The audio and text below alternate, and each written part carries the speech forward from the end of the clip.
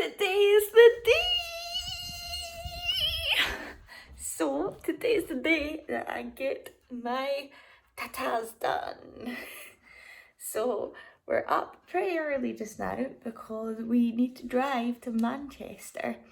So, I probably won't film much because we're kind of supposed to leave already, but we've not. So, but yes, today is the day. So, because of COVID, you get given a time slot to be there for. I'm not really sure what happens when I get there, but a lot of people have asked if I'm nervous and everything, but I've literally not been nervous at all. I feel like if you want something that much, then you just want it. You're just excited. So I'm just ready for it. But to be fair, I am a little bit nervous about after, the recovery, but I'll take you guys on that as well. But for now, I'm gonna get changed and we're gonna head to Manchester.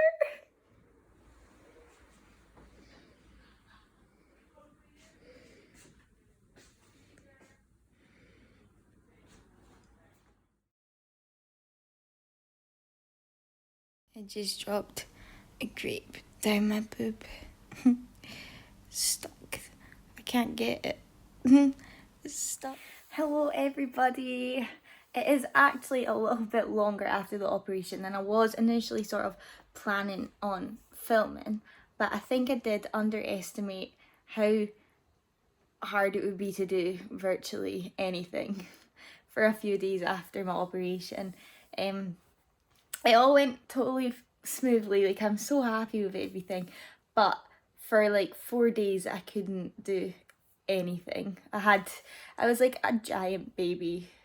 Like I just slept all day because I was on lots of painkillers and I couldn't do anything for myself. I just had to, even if I wanted to drink, I had to like get someone to lift the cup to my mouth. It was hard. I think I'm just a really independent person, so having to rely on someone to do everything for you, that was quite hard. But I'm feeling a lot better. So it's actually just coming up for 1 week post-op, and for about 4 days after the operation I was just zombied out on codeine. So I think I underestimated how sore it was going to be. So I've got quite a high pain threshold, and I was like, I'll be sore, but I just feel like doing a massive chest workout. But boy, was that wrong. It was very painful. So I'll talk a little bit about how it actually like all went down in the hospital. So I did go private, and I can't complain at all. It was the most amazing treatment I've ever had in a hospital. So when I got there, it was called Pines Hospital. It was in Manchester, and I did it through the Transform group for anyone that was asking. So yeah, and we got there about 12:15. I was up in the ward straight away, and I was in surgery by just after 1 o'clock. It was just so quick. There was no sort of waiting about and everything. You were just kind of in, they got you treated, and then I stayed in overnight. And, it was when I woke up from the operation, it was horrible. Like, I was, you couldn't even breathe. It was like really, it's hard pain to even compare. Like I've never felt pain like it. There was no comfy sort of position, but the nurses and everything were amazing, and they were just constantly on top of like your pain and your comfort, and just always like monitoring you. It was really good. There was a little bit of a concern sort of just the night of my operation. So I'd woken up and I was really sort of, my temperature had gone right up and my blood pressure dropped quite a lot, but the nurses managed it all, and I can't complain at all, and they got me back on track. Like the sort of care they give you is just amazing, and the drugs in the hospital, I must say, they were very good. The drive home was not the most comfortable drive I've ever had, but my boyfriend in his skilled driving, which I don't really want to admit because he always likes to remind me how good a driver he is and how bad I am. But yeah, he was really good at avoiding all the bumps, and to be fair, I was on that many painkillers, I just kind of slept the whole time. So after your operation, they do inject, while you're still asleep, they inject like a sort of local anaesthetic into you to sort of, I think it doesn't numb you, but it does reduce the pain. So it wasn't until maybe day 3 and 4 that that was probably the worst pain I had. And I think a lot of it as well, you're really, really stiff because you're sitting, sleeping up, you can't really do anything, you can't lie back, you're always on your back and you're always kind of like hunched forward a little bit for the first few days. So I was really stiff, and I feel like that was a lot of the discomfort as well. But after day 4, it really eased off a lot. The swelling's gone down so much because obviously when you first get it done, they sit very high up. They're almost like your chin's resting on them, but it's just because they're swollen. So the swelling's gone down so much, and honestly, I'm so happy with the result. And they do look very natural. They're not too big or anything. I was initially scared of that. I did go for, my surgeon offered me like 3 sizes, and I went for the middle one because I didn't want them to be too like small that it just looked silly, and I didn't want to go too big because, well, I didn't just want to be like all boobs. And the surgeon's done an amazing job. Like, even the nurse that was looking after me in the hospital, normally they have to sort of change your dressing before you go. Your scar can sort of like ooze juice. Lovely.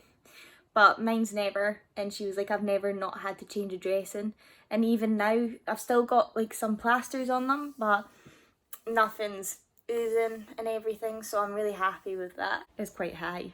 And I actually feel like I can do so much more than I'm actually doing right now. So obviously I am being very careful because they do advise like not doing stuff for so long and stuff, and just taking it nice and easy, especially for the first couple of weeks.